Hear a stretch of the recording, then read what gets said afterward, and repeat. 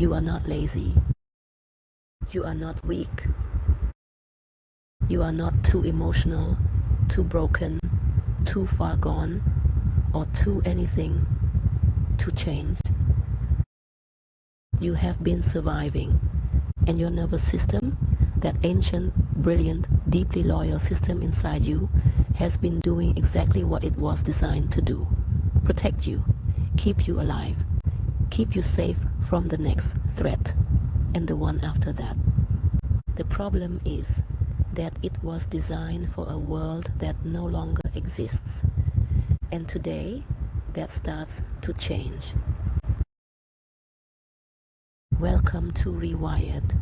I'm Vannara Loch, and this is episode 1. I want to tell you something about where this podcast came from, because it didn't come from a course or a certification or someone else's framework I studied and repacked. It came from a decision, a very simple, very quiet decision. In 2025, I left my job as a software engineer in France, brought my daughter back to Cambodia, built a business, tried to create something meaningful, and for a while I had been following Dr. Joe Dispenza on YouTube. Quantum leap. Stop doing more. Stop pushing and start being.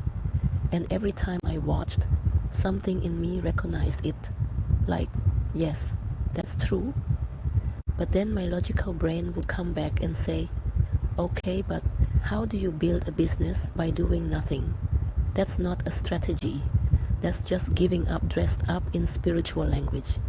So I kept pushing for months, until one day, not a dramatic moment, just a quiet, ordinary day, I asked myself something I had never let myself ask before.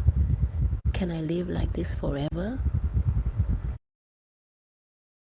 And the answer was no, clearly, completely, no. So I decided to stop, to recover from sleep deprivation, from exhaustion, from a body that had been running on empty for too long. And I went back to the one thing I knew worked: meditation. The same practice that had carried me through 2019, when everything fell apart the first time, when heartbreak cracked me open, and the writings of Eckhart Tolle and Viktor Frankl became my lifeline. I knew what stillness could do. I had felt it before, so I let it do it again.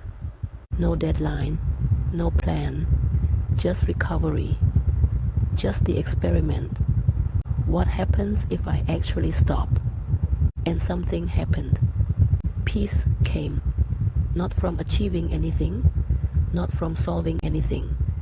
Peace came from stopping, from getting quiet enough to hear what had been underneath all the noise the whole time. That was the moment I understood, in my body, not just my mind, that I had been living in survival mode, reacting to life instead of creating it, and that there was another way to exist, a different frequency, a different state. Dispenza was right. This was the beginning of how Rewired was born, and this podcast is the beginning of sharing it with you. Survival mode is a biological state. It is what happens when your nervous system detects a threat, real or imagined, and reorganizes every resource in your body toward one single priority: staying alive. Heart rate up, muscles ready, digestion stops, the immune system pauses. The part of your brain responsible for long-term thinking, creativity, and deep connection, the prefrontal cortex, goes quiet. And the older, faster, more primitive part of your brain takes over. This is not a malfunction. This is a masterpiece of evolutionary engineering. In the moment of real danger, this response has saved human lives for hundreds of thousands of years.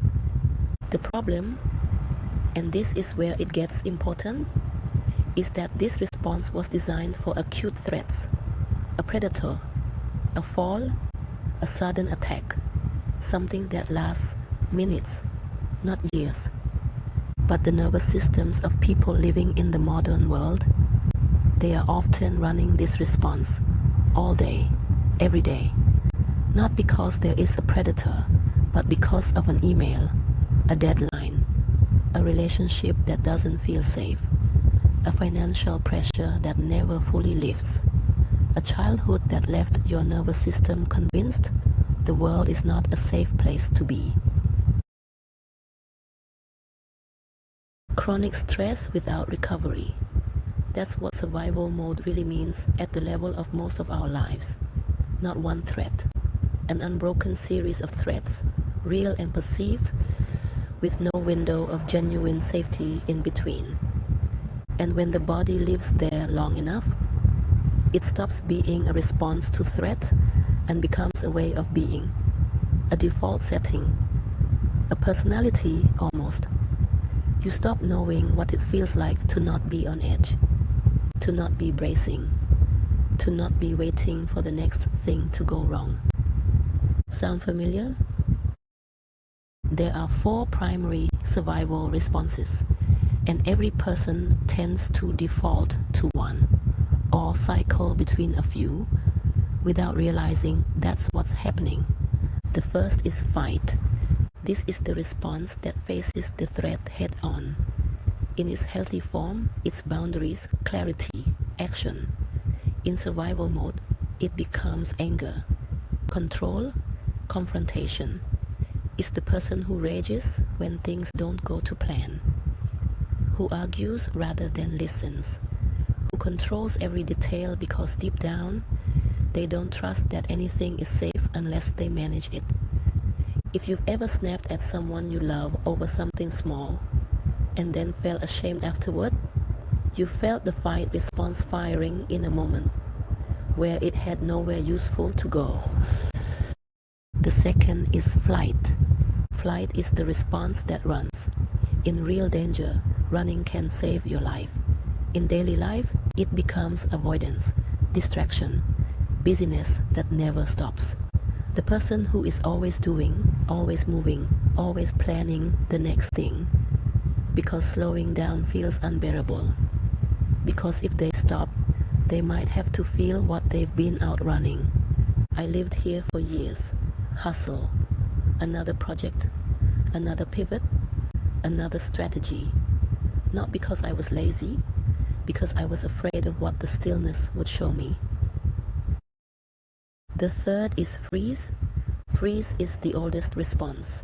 When fight and flight are not available, when the threat feels too large and too close, the nervous system shuts down, immobilizes, dissociates, numbs. In daily life, freeze looks like procrastination, inability to start, staring at the task that needs to be done and being completely unable to move toward it. It looks like scrolling for hours not because you're enjoying it, but because your nervous system has quietly decided that any action feels unsafe. So it chooses nothing. This is not weakness. This is the most ancient protection system in the human body doing its job in a context it was never designed for. And the fourth, the one that rarely gets named, is fawn. Fawn is the response that appeases, makes itself small, agrees when it doesn't agree, smiles when it's hurting, prioritizes everyone else's comfort to avoid the danger of conflict or rejection. In its extreme, fawn is the complete loss of self in service of others' approval. You stop knowing what you want, what you feel, what you actually think. Because for so long, your nervous system learned that the safest thing to do was to become what the room needed. These 4 responses, fight, flight, freeze, fawn, are not personality types. They are survival strategies, strategies your nervous system adopted, usually in childhood or early life, because at the time, they genuinely kept you safer. The question is, are they still serving you, or are they running on autopilot, responding to a threat that ended years ago in a life that's asking for something entirely different from you now. Because here is what survival mode costs when it becomes chronic. It costs clarity. When your nervous system is running a threat response, the prefrontal cortex, the part of the brain responsible for long-term thinking, nuanced decisions, creative solutions, goes offline. You make decisions from fear, from urgency, from what stops the pain fastest, rather than what actually serves my life. It costs connection. The nervous system in survival mode cannot fully access the capacity for genuine intimacy, vulnerability, or presence. You are too busy scanning for danger to fully arrive with the people in front of you. It costs the body. Cortisol, the primary stress hormone, when elevated chronically, suppresses immune function, disrupts sleep, interferes with hormonal balance, accelerates cellular aging, and over time creates the conditions for serious physical illness. And it costs identity, because when you're always surviving, always managing, always bracing, always reacting, you don't have the inner space to ask the bigger question: who am I actually? What do I want? What am I here to create? Viktor Frankl, a man who survived the Nazi concentration camps and went on to write one of the most profound books about human freedom, wrote this: between stimulus and response, there is a space. In that space is our power to choose our response. In our response lies our growth and our freedom. Viktor Frankl, that space, that's what survival mode collapses. When the nervous system is in chronic threat response, the gap between stimulus and response disappears. You don't choose your reaction, it chooses you. Rewired is the practice of widening that gap, not through willpower, not through positive thinking, through working directly with the nervous system, the brain, and the body, so that the gap becomes real and the choice becomes possible. And that work starts with exactly what we're doing right now, naming it. At the center of your brain's threat detection system sits the amygdala. This is a small, almond-shaped structure that has one primary job: scan for danger and respond immediately. The amygdala fires in approximately 250 milliseconds. Your conscious, reasoning mind, the prefrontal cortex, takes closer to 500 milliseconds to come online. What that means is this: your body has already started its survival response before you have a conscious thought about what's happening. You didn't choose to get angry. You didn't choose to shut down. You didn't choose to feel that wave of anxiety in the middle of an otherwise ordinary moment. The amygdala made that call before your thinking brain had any say. This is not weakness. This is biology. This is the system working exactly as designed. The problem, again, is when this becomes the chronic baseline. When the amygdala is so sensitized by past experience, by accumulated stress, by an unregulated nervous system, that it starts firing threat responses in situations that are actually safe, that are actually opportunities, that are actually relationships worth leaning into. Dr. Joe Dispenza puts it this way: the same thoughts produce the same emotions produce the same choices. The same choices produce the same behaviors. The same behaviors produce the same experiences. And the same experiences reinforce the same thoughts. You don't repeat patterns because you're stuck. You repeat them because your neural circuits are extremely efficient at running familiar programs. The brain is an energy conservation machine. It builds neural pathways for the responses it uses most, and over time, those pathways become automatic, faster, more deeply grooved. The technical term for this is myelination. Every time a neural circuit fires, the axon, the pathway, gets a little more insulated, a little faster, a little more default. This is how any habit forms, and it is also how survival mode becomes a personality. Now here is what gives me hope, and what should give you hope too. Neuroplasticity. The brain is not fixed. It is not finished. Even into adulthood, even after decades of running the same patterns, the brain retains the capacity to form new neural pathways, to thin the old ones through disuse, to literally rewire the circuits that run your emotional responses, your default states, and your sense of who you are. This is not metaphor. This is measurable. EEG studies, fMR scans, HRV data. The research is clear. The brain changes in response to intentional practice. The nervous system can be retrained.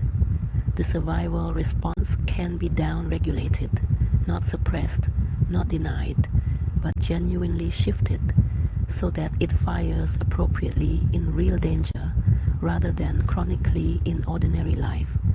That is what REWIRED is. A system of intentional practices grounded in this science that trains the brain and nervous system into a new default, not a perfect state, not the absence of emotion, a state where you have more space, more choice, and more access to who you actually are, rather than who your survival programming says you have to be. Marcus Aurelius, who governed an empire while practicing Stoic philosophy every single day, wrote, "You have power over your mind, not outside events. Realize this, and you will find strength." Marcus Aurelius, Meditations. He wasn't talking about toxic positivity. He wasn't saying pretend everything is fine. He was pointing at exactly what neuroscience now confirms.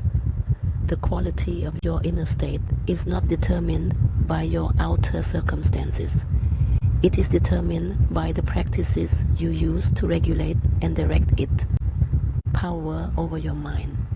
That's what we're building here. Not control, not suppression, power. The capacity to choose. I want to do something with you right now, not tell you something to think about later. Actually do it together, right now. Because one of the things I've learned in my own life and in working with others is that understanding survival mode intellectually changes almost nothing. What changes things is experiencing a different state in the body, even for 60 seconds, even once. Because once your nervous system has felt what it's like to be out of survival mode, it knows the destination exists, and it begins to trust that it can return there. So wherever you are right now, driving, walking, sitting, I want you to take one slow breath with me. Inhale through the nose, slowly. Let the chest and belly fill. And exhale all the way through the mouth, slowly.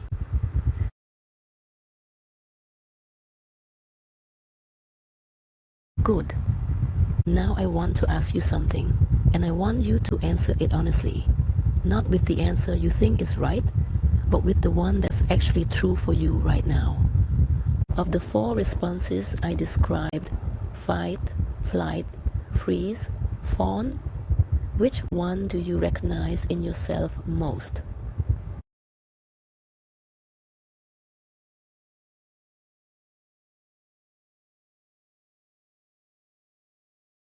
Don't rush to the most flattering answer. The most familiar one, that's the one.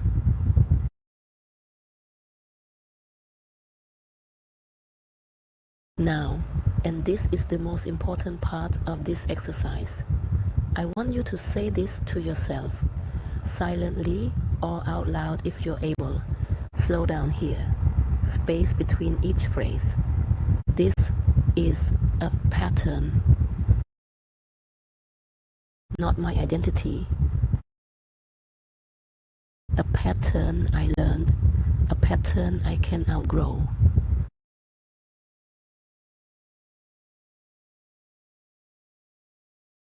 That right there, that moment of recognition without judgment, that is awareness. And awareness is where every rewire begins. Not force, not discipline, not fighting the old pattern harder. Awareness, seeing it clearly, honestly, compassionately, and knowing that you are not the pattern. You are the one observing it. And the observer has a choice that the automatic response never does.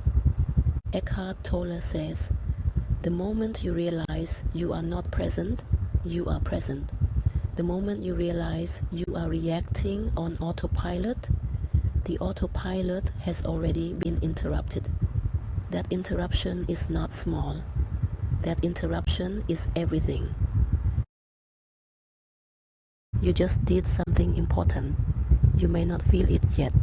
That's okay. The nervous system builds trust slowly, through repetition, through consistency, through evidence gathered over days and weeks, not minutes. But you did something, and that matters more than you know. Let me bring together what we covered today. Survival mode is not a personal flaw, it is a biological state, one that the nervous system defaults to when it has learned, through experience, that the world requires constant vigilance. Fight, flight, freeze, fawn. These are not weaknesses. They are strategies, inherited strategies, running automatically in a life that is now asking something different of you. The amygdala fires before thought. The neural circuits for survival are fast and efficient. And this means that the work of change is not about thinking differently, not primarily.